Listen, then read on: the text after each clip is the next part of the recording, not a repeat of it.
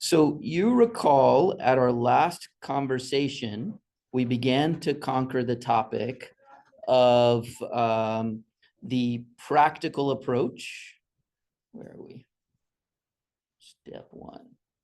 Yeah, the pragmatic evaluation of hyponatremia. And we marched through step one, making sure that the patient is hypotonic or not. And then step two, starting to assemble an initial database that will allow you to define the physiology underpinning the hyponatremia, and then understand the factors that alter the normal physiologic response to hypotonicity, right? So that's where we left off. Now let's go on to other steps in the process of approaching hyponatremia, that is, fit the urine chemistries to the clinical context. So I made the claim multiple times that a more effective way to approach hyponatremia is to start with the urine electrolytes as opposed to starting with a volume assessment on the patient.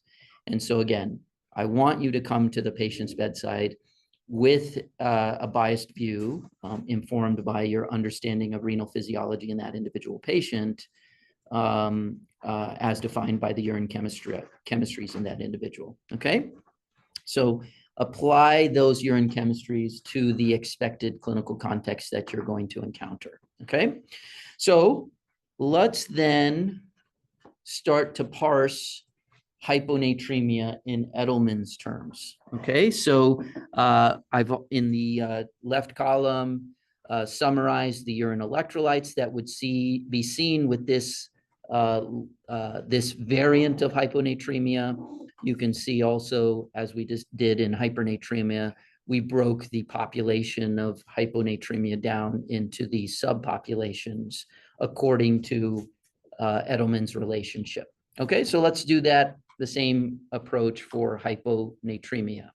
So if I have a patient who's hyponatremic, but is not hypotonic, in Edelman's terms, this would be a patient who has a low plasma sodium concentration and normal total body sodium and potassium, variable amounts of total body water. Okay, so a classic in this flavor would be the pseudo hyponatremia, which we already talked about as we understood why normal saline has a sodium concentration of 154 instead of 140. That was baked into the concept of that also informs what is pseudo hyponatremia. Okay, another example of an individual who may have, again, a low serum sodium, but the tonicity be in the normal range, in this case, would be an individual who receives 5% mannitol in large quantities. So this mannitol is one of the choices for a surgical irrigant that does not conduct electricity effectively, and so is in some cases used for procedures like hysteroscopic procedures or prostatic procedures. So this would be a scenario in which the individual, in this case, might receive a lot of water, a lot of mannitol dissolved in that water, right? So total body water in this individual would be expanded. Sodium and potassium content would not be much changed. And so the plasma sodium concentration is diluted, right? But they're not hypotonic, right? Because in this case, mannitol is the osmotically active particle that will fill the gap. Okay. All right. So what would you see in terms of urine electrolytes for this patient? Well, their serum osmolality would be in the normal range, right? The urine osmolality would be variable. Why would it be variable? Because there's no stimulus or there's no suppression of ADH, because the patient is neither hypotonic, where ADH would be suppressed, or hypertonic, where ADH would be activated, right? So urine osmolality would be variable. okay?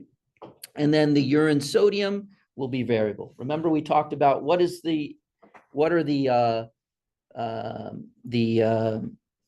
signals that you're looking for in urine sodium. You're either looking at low urine sodiums as a biomarker of low effective circulating volume or not low, okay? There's no real high urine sodium. It's either low urine sodium or not low, okay? So that's what you would see in this subset of patient with hyponatremia. Let's look at another case of hyponatremia without hypotonicity. This might be the hypertonic hyponatremia, right? The measured serum osmolality is high. This patient, because they're hypertonic, they have ADH, which is activated. Remember, your biomarker of ADH is what's your urine osmolality. It will be it'd be quite concentrated. Urine sodium, once again, is variable, right? It just is a patient hypovolemic or have low effective circulating volume or not, okay? So a classic example of these hypertonic hyponatremic patients is the hyperglycemic patient, right?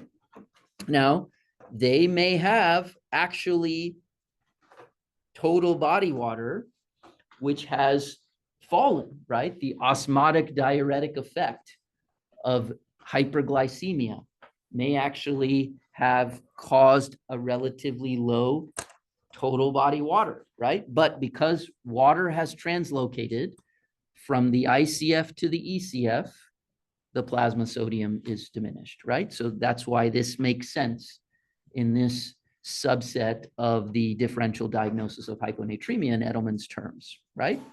If I give a patient hypertonic mannitol, that theoretically can do the same. We talked about that. That would require impaired renal function, right? Because in general, if you give mannitol, hypertonic mannitol to a patient with normal renal function, well, they have an osmotic diuresis and the sodium goes up, right? So this would be a scenario in which I gave mannitol to someone with renal insufficiency, hypertonic mannitol. Water is again shifted from ICF to ECF. All right, then let's talk about this next part of the next population in the Venn diagram of hyponatremia, the hypervolemic hyponatremia. In Edelman's terms, these are patients who have a gain of water in excess of the gain of salt. So in Edelman's terms, the quotient goes down when the numerator increases, but the denominator increases even more, right? So if I have a hypervolemic patient, by definition, total body sodium content is high, okay? Maybe that's not so intuitive, but it should be intuitive when you realize that the ECF, every liter of ECF contains 140 millimoles of sodium. The ICF, a mere 10 or so, okay? So anytime that you have total or hypervolemia, clinical hypervolemia is an expansion of the ECF, right? When I have a pleural effusion, the sodium concentration in that pleural effusion is about serum sodium, right? If I have ascites, all of that has each liter containing over 100 millimoles per liter of salt, okay? So it's easy to get total body salt overloaded when you're adding ECF volume, okay? So again, any patient with clinical excess of ECF volume has a total body sodium content that is increased, right? But in Edelman's terms, if the total body water is proportionally bigger, then the plasma sodium concentration has decreased. These patients have high urine osmolalities. In this case, the osmolality or the ADH is driven by non-osmotic stimulus of ADH release, right? ADH is released in response to baroreceptor saying, I am underfilled, okay? So urine osmolality is high. And then the urine sodium is low, right? Urine sodium is low. That's your biomarker of low effective circulating volume. These are your classic heart failure, cirrhosis, nephrotics. Okay. Urine osmolality can be high, relatively high, with urine sodiums that are not low in the volume expanded, and these are hypervolemic, in the volume expanded CKD and AKI patients, right? So those are patients that, an AK, bring that visual to mind. Your AKI patient who's volume overloaded, who's also hyponatremic. Again, if they're clinically volume overloaded, their Edelman's numerator is big, their denominator is bigger, right? Why is their urine osmolality not dilute? Because they have tubular injury and their urine is neither concentrated nor dilute. We call that isostenuria. We've gone over that concept before. That's why this urine osmolality doesn't have double greater than signs. Just say this is roughly isostenuric urine, okay? And then the urine sodium would obviously not be conserved if you have a volume expanded CKD or AKI patient, okay? All right, let's move then to the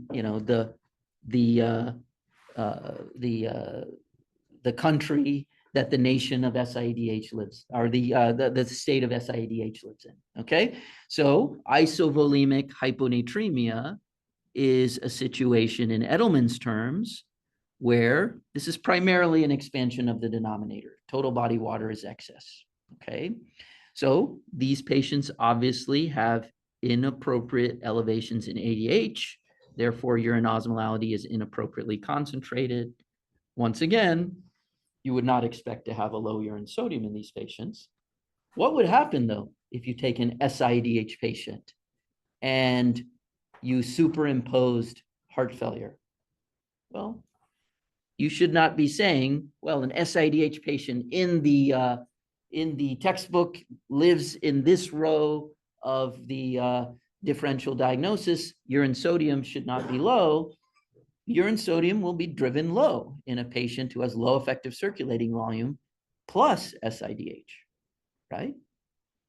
There should be no difficulty in making those two things coexist, right? SIADH by its very nature does not make your urine sodium not low. Urine sodium just tracks what happens to circulating volume. If you take an SIADH patient and you make them hypovolemic, they're going to have a low urine sodium. SIADH patient with heart failure is also going to have a low urine sodium. It's hard to discriminate that. It's hard to say, yes, your heart failure patient on fluoxetine has SIADH, but you should have the agility to be able to do that. Okay, what are the causes of SIADH? We talked about these regulators of ADH release, including nausea, pain, and then drugs that can throw things off. Carbamazepine can predictably increase ADH activity. Look for that in your seizure patients who are on those drugs, or patients with trigeminal neuralgia. SSRIs are another big one. Essentially, any psychiatric drug, if you look in a case, you'll find a case series or case report of SIADH from Haldol, right? But those are not your big ones. SSRIs are the big ones. But essentially any psychiatric medication is associated with, has at least a loose association with SIADH. Ecstasy can cause hyponatremia both through stimulating ADH as well as stimulating thirst. Sweating and overactivity and over drinking is often part of the sum total of the cause of hyponatremia in ecstasy intoxications. But the ecstasy metabolites themselves stimulate ADH release, okay? Platinum compounds may be associated through their ability to cause pretty significant nausea, but there may be a direct effect of platinum compounds, as well as these other anti-neoplastics. Maybe it's the associated nausea, maybe it's the drug themselves. Pulmonary diseases of various flavors can cause SIDH physiology. We talked about CNS insults being able to cause DI, but they also are associated with SIDH. Sort of the same things that can cause DI can cause SIDH, including meningoencephalitis. Psychosis, acute psychosis, is sometimes a cause of hyponatremia, not just through the classic primary polydipsic patient with acute psychosis, which we often associate, but the acute psychosis itself can be associated with an inappropriate release of ADH. ADH secreting tumors, which often are small cell lung cancers or squamous cell carcinomas of the head and neck. Those are your most common associated tumors that cause SIDH. And then there are these esoteric causes, genetic SIDH, idiopathic SIDH. And there's even a form of inappropriate ADH physiology that is nephrogenic. Just like there's a nephrogenic DI, there's a nephrogenic essentially excess water reclamation that is an aquaporin defect. Okay. Glucocorticoid deficiency, we talked about as another cause of inappropriate ADH release. I won't backtrack too much. I'll just mention the key players because we talked about that last week. Remember, corticotropin releasing hormone is a secretagogue for ADH. I'll leave it to you to think back through that mechanism of glucocorticoid deficiency causing elevations in CRH and then secondary elevations in vasopressin. Of course, if you give DDAVP, you're going to impair water excretion. Oxytocin and vasopressin differ by essentially one amino acid. They're both short peptide regulators of physiologic functions. And so there is a bit of a agonist effect of oxytocin on the vasopressin receptor. And then theoretically, giving vasopressin as a pressor can cause impaired water reclamation. I've said this before, and I'll just mention it once more. Most often, though, your experience should inform you, when you give people vasopressin infusions in the ICU, they're not all having hyponatremia, right? You've not seen that in your experience as a resident and fellow. And so there is a phenomenon, that is the most common phenomenon, that of vasopressin escape that you can invoke. So if you keep your foot on the gas with vasopressin, high levels, sustained elevations in vasopressin, your kidneys have a capacity to escape the effect of vasopressin and eliminate water relatively normally. So vasopressin infusions in the ICU is a classic real-world example of the phenomenon of vasopressin escape.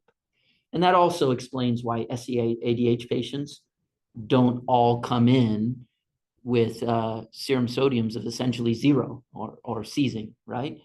Eventually, even SIADH patients, they drop their sodium, and then they reach a point of homeostasis where they start to escape the effect of that small cell cancer-derived vasopressin, right? So vasopressin escape also causes the nadir effect. You know, people nadir. They don't just continue going down to zero or to the point of seizure. Okay, non-steroidals we talked about as their effect on aquaporin responsiveness to vasopressin. So we've already gone over that. I can move quickly through that. Let's go through these other patients who essentially just have an enlarged denominator because they've outstripped their capacity of water excretion by the kidney. Okay, and so the most simplest form of that is the patient who's drinking 10 liters of water, the primary polydipsic. Okay, this next bullet point is a form of polydipsia, a form of polydipsia in which the urine volume is constrained by the osmolar excretion rate. Okay, I'm going to just be very quick because we've talked about this many times. Remember, urine volume mathematically is urine osmoles excreted over the urine osmolality, right? So this is a volume term. So if I take in low osmoles, even if I'm relatively dilute, my urine volume is small. And so I can quickly outstrip my kidney's capacity to eliminate water. The classic context in which that happens is the alcoholic who's eating very little but drinking alcohol, or the elderly female who's just, eating toast and drinking tea all day. All right. Now, another example of this, essentially this same physiology, is a patient who gets large amounts of free water parenterally this time, right? Not drinking, but they get it during the course of a surgery.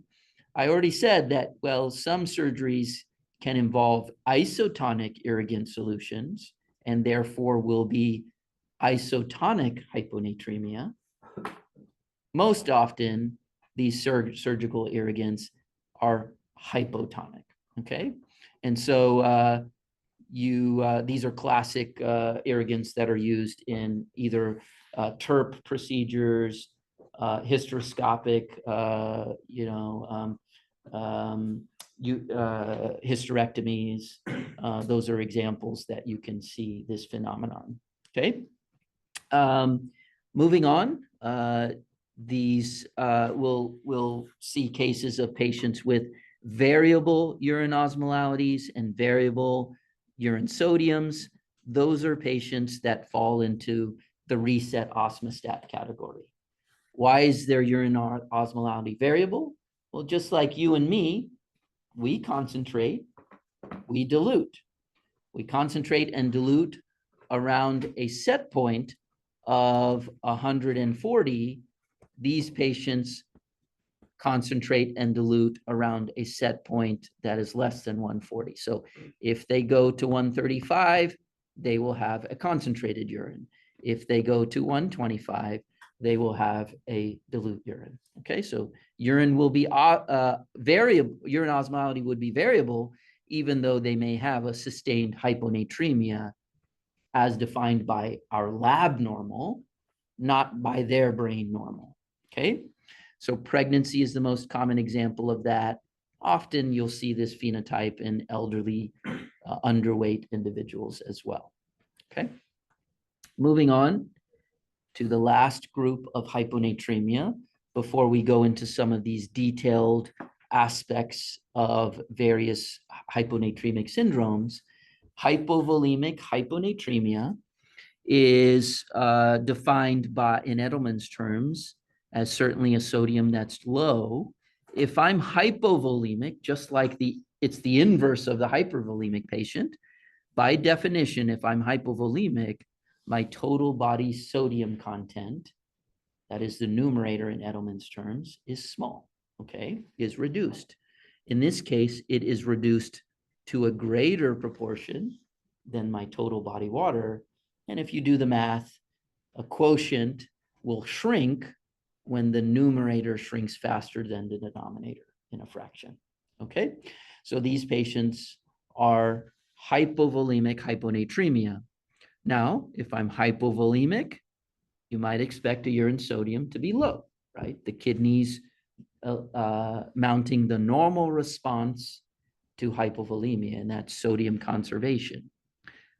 ADH is high, stimulated by that low effective circulating volume.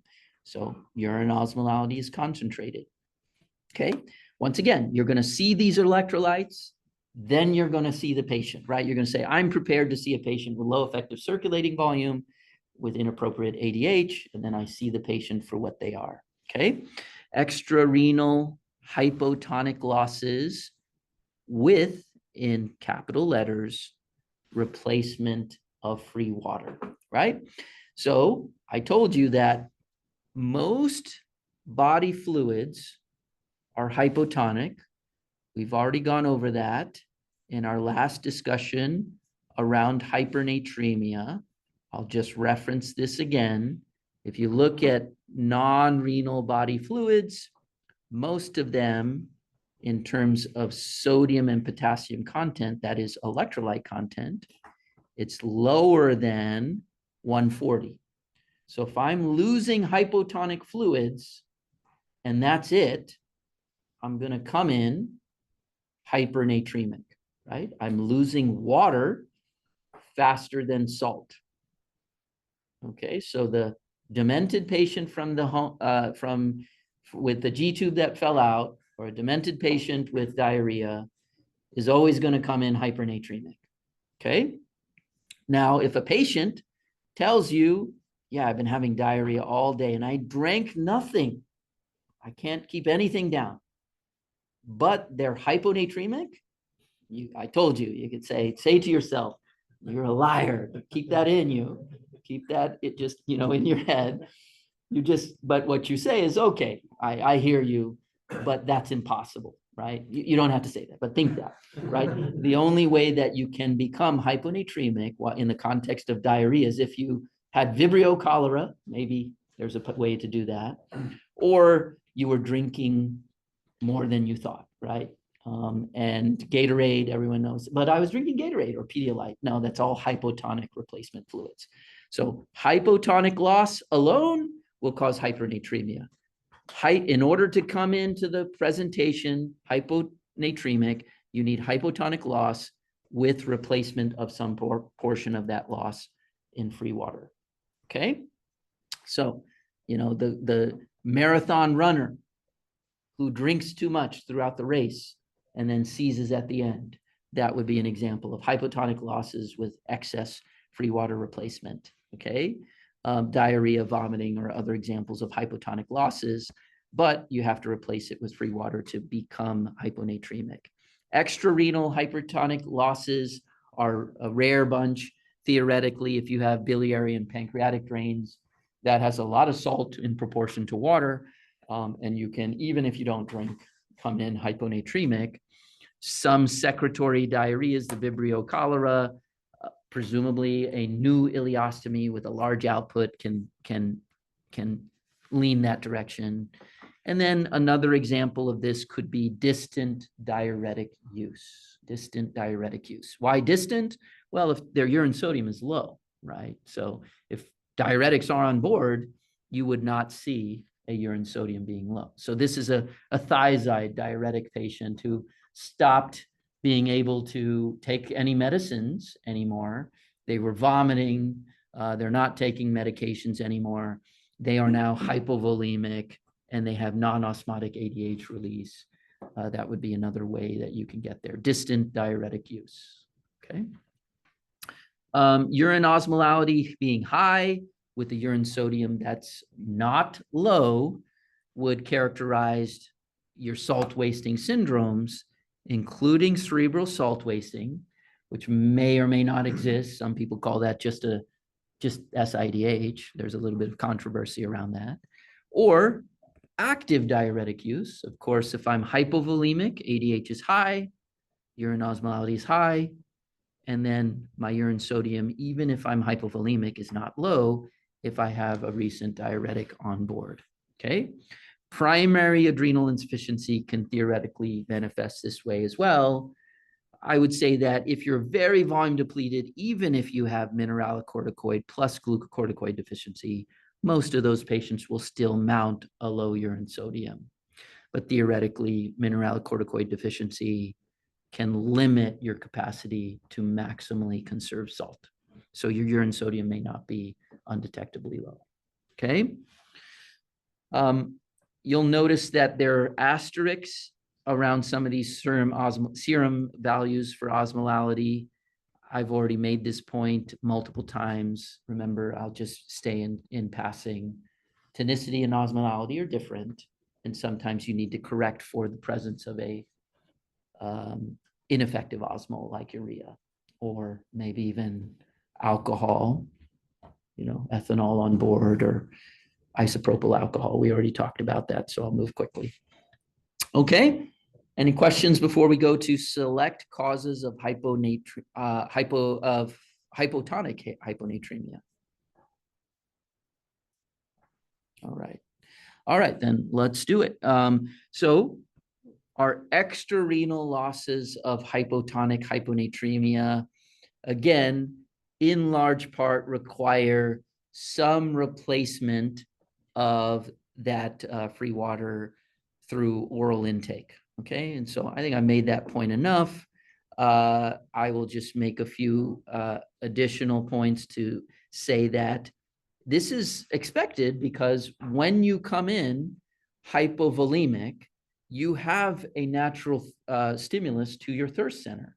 Hypovolemia stimulates thirst as well as ADH, and that is how all of these processes converge to ultimately result in the hyponatremia that you are faced with, okay? I think we've made a point around exercise-associated hyponatremia. I will just add one more nuance that there are some compulsive water drinkers during marathon sessions where during the course of the race, they're actually gaining weight. So a series of exercise-induced hyponatremia reported that many of these patients actually demonstrate a weight that has increased during the course of the race as another biomarker of how much water that they drank, okay?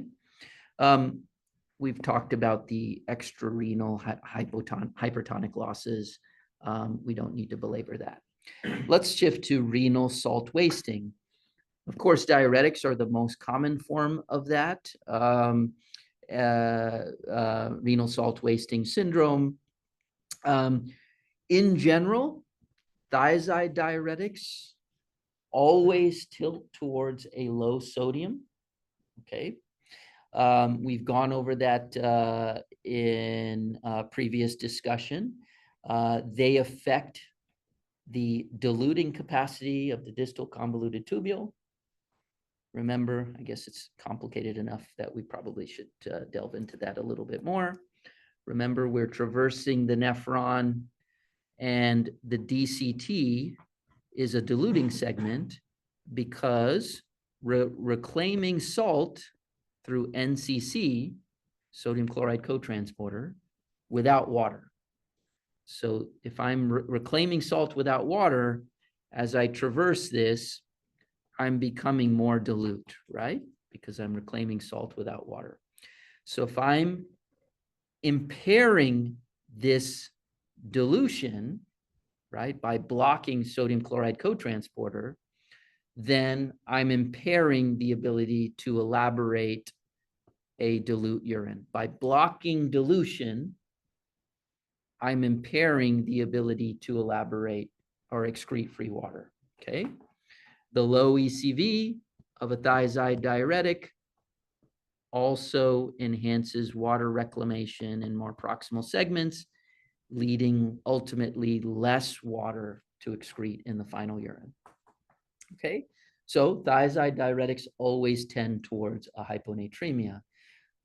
Loop diuretics, on the other hand, can be schizophrenic. We've talked about this, right?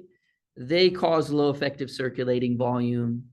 The thick ascending limb is also a diluting segment, where in this case, sodium, potassium, and chloride through NKCC, the transporter that's blocked by loop diuretics, NKCC is inhibited. And so this is also a diluting segment because we reabsorb salt without water.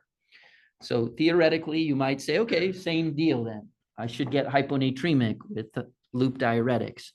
But the reason why that may not manifest is because, as we talked about previously, the ability to reabsorb water depends on medullary hypertonicity, right? The ability to excrete water depends on medullary tonicity. And if I block the thick ascending limb through the use of loop diuretics, then this medullary tonicity goes down, and therefore water reclamation goes down. i.e., more water is excreted. If less water is reclaimed, more water is excreted. That's why loop diuretics can sometimes raise the sodium. And that's why we use it sometimes intentionally in SIDH to treat hyponatremia. We try to enhance water excretion through the use of loop diuretics in some cases of SIDH. Okay? All right. So I've made that point. Let's move on to cerebral salt wasting. Okay? Cerebral salt wasting, again, there's some controversy around whether that truly exists. Obviously, this has a urine sodium that's not low, as the name implies. Urine osmolality is inappropriately concentrated. And so it looks a lot like SIDH biochemically. Okay, sodium is low, urine sodium is not low, urine osmolality is high. Okay. The distinguishing feature is the presence of clinical evidence of hypovolemia. That may be orthostasis or even low blood pressures, okay? So it looks a lot like, again, a volume-depleted patient on diuretics, a diuretic-induced hyponatremia. Clinical contexts in which this may happen are CNS insults, okay? But people have described a salt wasting syndrome even outside of the context of a CNS insult, okay? There's a paper in AJKD, if I remember correctly, that says, okay, we're describing a cohort of patients who do not have any CNS pathology. They don't have diuretics on board, and yet they have this renal salt wasting phenotype. That paper goes on to suggest that a fractional excretion of uric acid and a fractional excretion of phosphate is a way to discriminate this renal salt wasting nephropathy from SIDH. That has not been recapitulated by other groups. I don't know how reliable those biomarkers are, but there's a literature out there that fractional excretion of uric acid, fractional excretion of phosphate are biomarkers that can help you discriminate between cerebral or renal salt wasting and SIDH because they look very similar in terms of biochemical measurements. Now, one other point I'll make is that you might argue that one way to discriminate cerebral salt wasting is I'm going to give this patient volume, and if they're inappropriately concentrated urine is caused by hypovolemia induced elevations in ADH, I should be able to turn that off, right? I'll give you a bolus of volume. I'll check your urine osmolality. If it's salt wasting nephropathy or renal salt wasting, cerebral salt wasting, I'll use the colloquialism, then I should be able to lower urine osmolality, turn it off. That doesn't typically happen, okay? Even though it should happen if this physiology is real. That's why there's further controversy around SIDH. I invite you to take your examples of cerebral salt wasting and try this, right? I used to think, yeah, we'll figure this out. Give them 2 liters of volume, check a urine osmolality. It all sort of parse out nicely, just like a textbook would imply. Almost never do you see that. They almost always still have some diluting defect. Again, saying this is just another form of SIDH. It just happens that they also have a salt wasting aspect to their SIDH. Okay. All right. So moving on, primary excess of electrolyte-free water excretion. I think we've made this point where I don't have to belabor it and I can move rather quickly. Primary polydipsic, drink lots. The beer potomania and tea and toast, they don't have to drink much to get hyponatremic because their urine volume is constrained by their osmolar excretion rate. Okay, so that's all the math we've done before. I won't belabor those points. Let's keep moving. Okay, what about the use of non-electrolyte surgical or irrigants?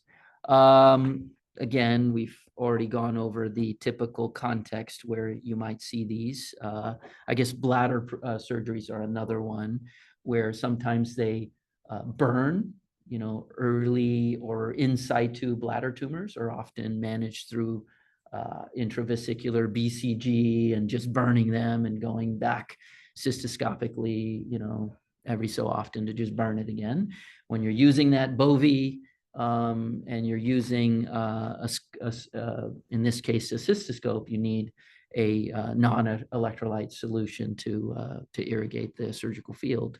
Okay, you can predict, or surgeons have actually predicted this. They recover, they know how much non-irrigate solution they squirted into the field.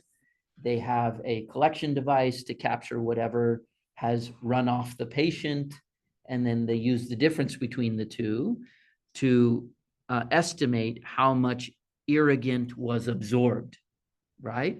Similar to how you might estimate, total blood used or blood loss by how much I transfused, how much left the patient, and whatever you got from the cell saver and reinfused to the patient, okay?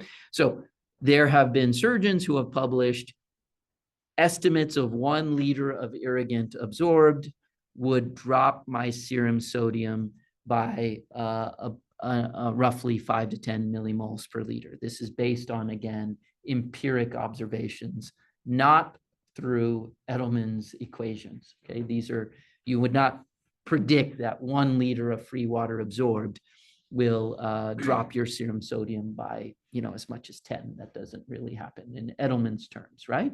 This is, again, just based on empiric observations from flawed surgical estimates of amounts of irrigant absorbed.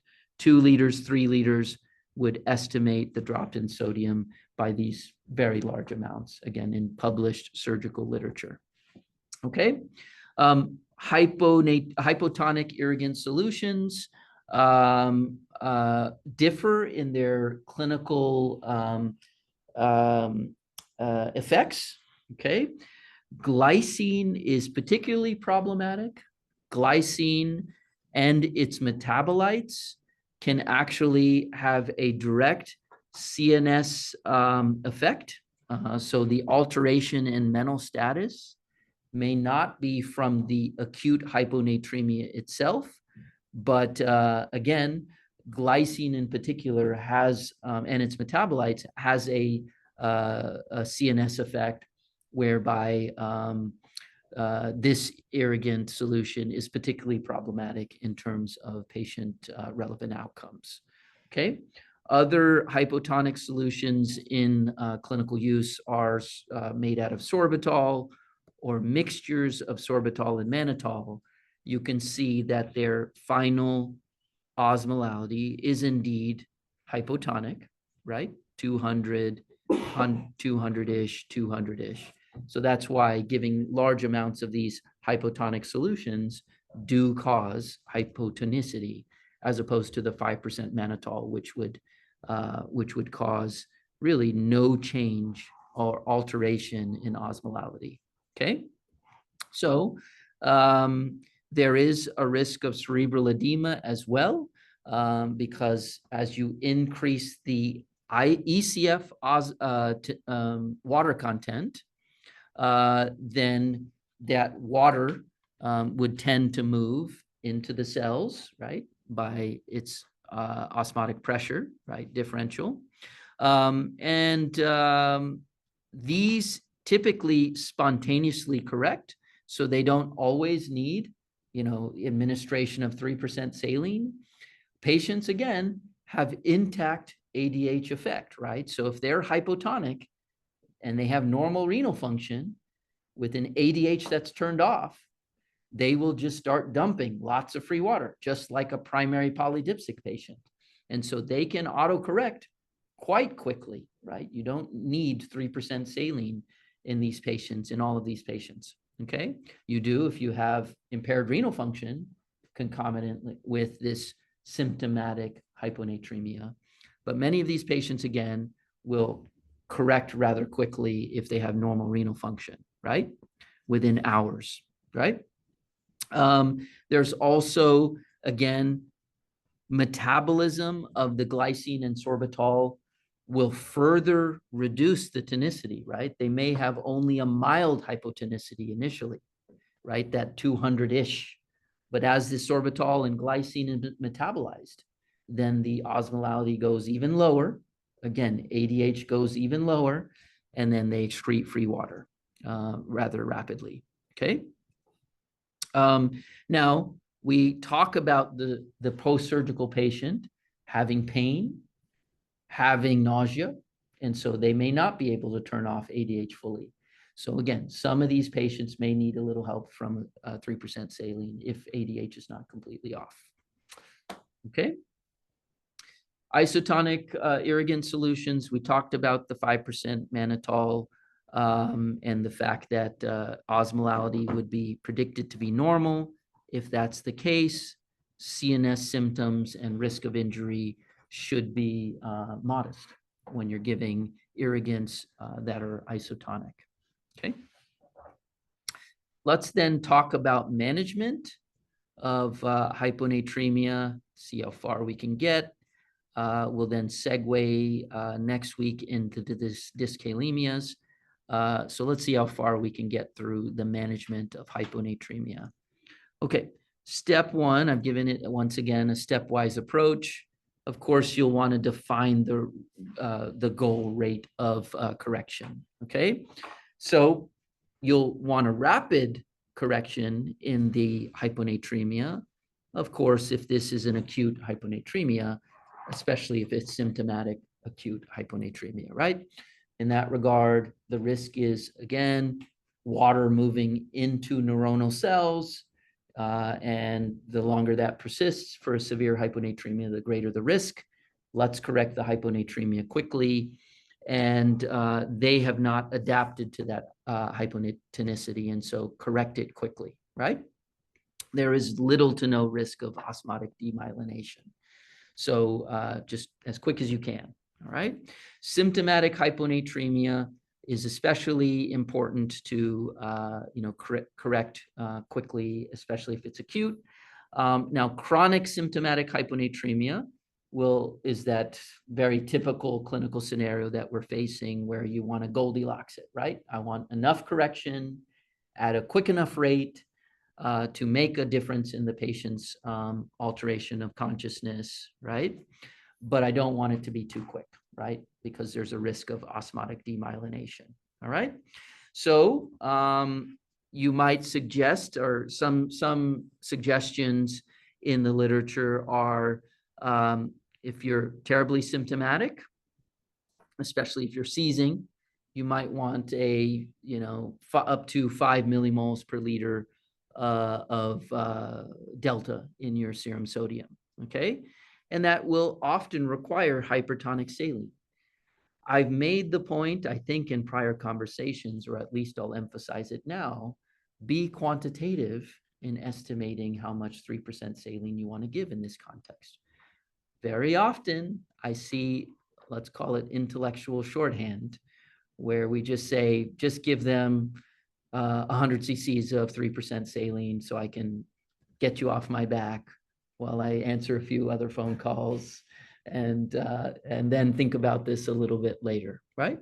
An acute symptomatic hyponatremia deserves your full attention and some of your, intellectual investment, okay? As opposed to dodge and parrying, which you have to do, right? Admittedly, to parse your day. But this is one to take time and actually be quantitative because you want a meaningful change. If you do the the estimation of how much 3% saline you're going to need to get a reasonable delta, and I'll call it reasonable delta of somewhere around 2 to 3 millimoles per liter, that's going to require about 3 mils per kilogram of 3% saline, right? So in an average sized person, and many times we're dealing with people who are larger than average, that's around 200 milliliters of 3% saline, not sometimes I see 50 cc's, right? Of just, please don't call me for a while. give 50 cc's, and then I'll get back to you with a little more thoughtful advice. Okay, so a shorthand again is roughly give 3 mils per kilogram of 3% saline. If you do the math, you can estimate this by Edelman's equation, what would be the estimated delta from 3% saline at a dose of 3 mils per kilogram of, let's call it idealized body weight. I would not use this for, an extremely large individual, but use an idealized body weight in dosing your 3% saline. Okay, and then you can repeat it if you'd like as well. All right, what are factors that warrant a slow increase in sodium? What defines slow is an area of controversy. I will say that, more modern recommendations are really conservative. They're saying things like 6 millimoles per day of delta. But I'm pretty old school. I go, with the old, 12 in the first 24 hours, 18 in 48 hours. I'm, strongly believe that the current trend of 6 and 6 to 8 is just painfully slow for everyone. The patient, it's painful. The ICU team, they want the patient out of the ICU. It's painful, and it's painful for you. You're lingering on the case so many days. And also when you have these small deltas, you get all this erratic management. Give 3% saline, give D5W, and it's a mess. So practically 10 to 12. But, I'm very diligent about making sure I don't go over 12, right? So, in large part, I'm saying, let's get 10 per day, okay? So you want to go with a slow increase in sodium when you have a couple of factors, which I'll enumerate here, okay? So chronic hyponatremia will necessitate a more slower approach to the correction rate because of course, the risk of osmotic demyelination or risk factors that in the literature associate with osmotic demyelination risk. So obviously having severe hyponatremia would predictably associate with your risk of osmotic demyelination. Almost all reported cases of osmotic demyelination happen in sodium ranges that are less than 110. So these cases that are, 120, where everybody's very excited about rate of correction, you probably have to be less, careful about. Overcorrection is obviously a risk factor.